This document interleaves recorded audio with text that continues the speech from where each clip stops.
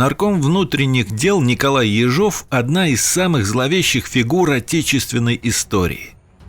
С его именем связаны масштабные репрессии 1930-х годов, оставшиеся в истории под названием «Большой террор».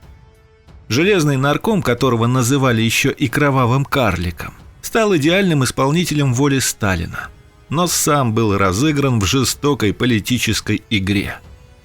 О детстве будущего наркома практически ничего не известно. Родился он то ли в Санкт-Петербурге в семье рабочего литейщика, то ли где-то на территории Литвы. Ежов с детства отличался скверным характером. Дружить с ним никто не хотел, при виде Коли ребята во дворе разбегались по домам. Связываться с неуравновешенным ребенком не хотели даже взрослые. Ходили слухи, что какое-то время Ежов наблюдался у психиатра. В 1915 году он пошел на фронт. Выдающихся достижений за будущим наркомом не водилось. Вскоре получил ранение и отправился в госпиталь. На фронт вояка больше не попал. После лечения его отправили подальше в тыл. Известно, что партийная верхушка СССР в первые несколько десятков лет его существования не отличалась высоким ростом. Рост Ленина, по некоторым данным, едва доходил до 165 сантиметров. Сталин вымахал аж до 170-173. Но даже вождь народов смотрелся могучим богатырем по сравнению со 150-сантиметровым Ежовым. Низкий рост долгое время был его проклятием. Из-за этого Ежова не воспринимали всерьез. Сам он полагал, что именно из-за внешних данных он не достиг успеха на военной службе. Психологи называют подобные убеждения комплексом Наполеона. После знакомства с работником Центрального комитета партии Иваном Москвиным карьера Ежова пошла в гору. Сильными сторонами будущего железного наркома были преданность и исполнительность. Он быстро поднимался по лестнице власти, но совладать с комплексами так и не смог. Частично их подогревали окружающие Ежова люди.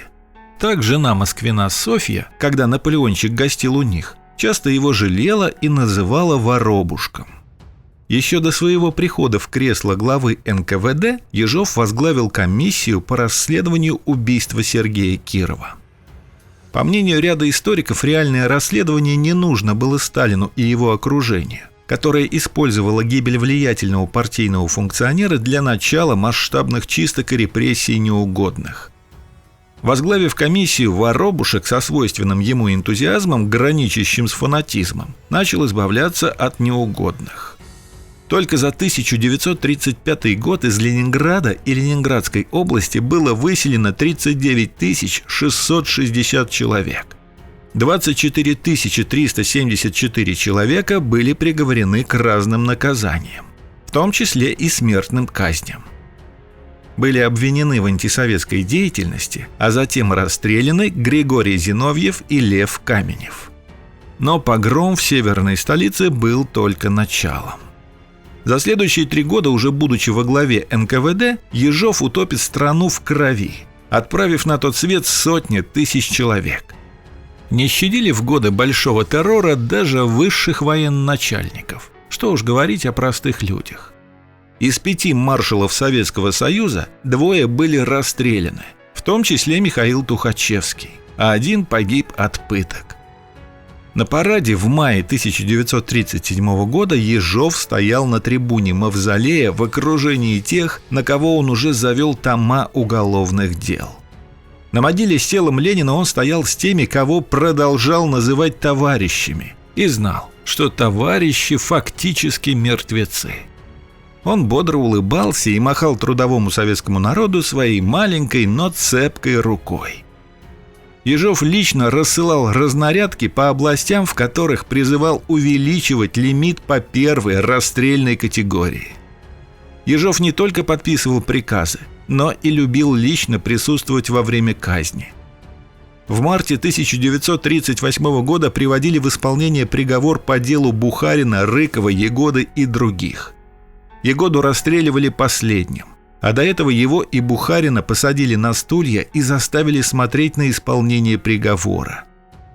Показательно, что вещи Егоды Ежов хранил до конца своих дней. В ягодинский набор входила коллекция порнографических фотографий и фильмов, а также пули, которыми были убиты Зиновьев и Каменев. Несмотря на жестокость и бескомпромиссность в рабочих вопросах, Ежов был не в состоянии совладать с собственной женой Евгенией Хаютиной. Пассия Наполеончика была известна на всю Москву своими амурными похождениями. В числе ее любовников был писатель Михаил Шолохов, с которым они встречались в столичных гостиницах. Все это прослушивалось спецаппаратурой, а потом ложилось на стол Ежова. Сталин знал о ситуации в семье главы НКВД, поэтому настоятельно порекомендовал ему развестись. Хаютина, однако, была против. На нервной почве она загремела в больницу, а вскоре умерла от отравления смертельно опасным веществом. По одной из версий, яд своей жене прислал любящий супруг, уставший от похождений своей благоверной. Впрочем, Наполеончик и сам не отличался верностью. Как вспоминала Зинаида Глинка, подруга Хаютиной, нарком бегал чуть ли не за каждой юбкой. Более того, уже после своего ареста он признался, что состоял и в гомосексуальных отношениях.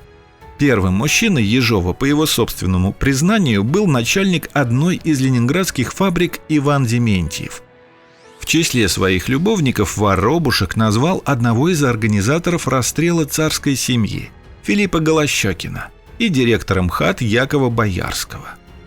На посту наркома внутренних дел Ежов, по воспоминаниям современников, безбожно пил. Во время ареста 10 апреля 1939 года в его служебной квартире было обнаружено огромное количество бутылок из-под спиртного. Пристрастию Воробушка к горячительным напиткам не раз удивлялся даже Сталин. Вождь народов возмущался, что Ежова невозможно было найти на рабочем месте. Он же в это время спал дома мертвецки пьяный. Сам нарком уже в ходе следствия и суда причины своего пьянства объяснял работой, мол, трудился как вол и сильно уставал. На суде Ежову предоставили последнее слово перед вынесением военной коллегии приговора по его делу. И вот что он сказал. «Я долго думал, как пойду на суд, как буду вести себя на суде, и пришел к убеждению, что единственная возможность и зацепка за жизнь – это рассказать все правдиво и по-честному. Вчера еще в беседе со мной Берия сказал: не думай, что тебя обязательно расстреляют. Если ты сознаешься и расскажешь все по-честному, тебе жизнь будет сохранена. После этого разговора с Берией я решил рассказать перед судом действительную правду. На предварительном следствии я говорил, что я не шпион, я не террорист, но мне не верили и применили ко мне сильнейшее избиение. Я в течение 25 лет своей партийной жизни честно боролся с врагами и уничтожал врагов. У меня есть и такие преступления, за которые меня можно и расстрелять, и я о них скажу после. Но тех преступлений, которые мне вменены обвинительным заключением по моему делу, я не совершал и в них не повинен. Я почистил 14 тысяч чекистов, но моя вина заключается в том, что я мало их чистил. У меня было такое положение. Я давал задание тому или иному начальнику отдела произвести допрос арестованного, и в то же время сам думал: ты сегодня допрашиваешь его, а завтра я арестую тебя. Кругом меня были враги народа, мои враги. Везде я чистил чекистов. Не чистил лишь только их в Москве, Ленинграде и на Северном Кавказе. Я считал их честными, а на деле же получилось, что я под своим крылышком укрывал диверсантов, вредителей, шпионов и других мастей врагов народа. Судьба моя очевидна. Жизнь мне, конечно, не сохранят, так как я и сам способствовал этому на предварительном следствии. Прошу об одном: расстреляйте меня спокойно, без мучений». Для железного наркома все закончилось 4 февраля 1940 года. Приговором военной коллегии Верховного суда СССР он был признан виновным по обвинению в организации госпереворота и приговорен к высшей мере наказания. Как вспоминал сотрудник НКВД, советский разведчик Павел Судоплатов, когда Ежова вели на расстрел, он пел «Интернационал». Примечательно, что об аресте и смерти Ежова почти не сообщалось в советской печати.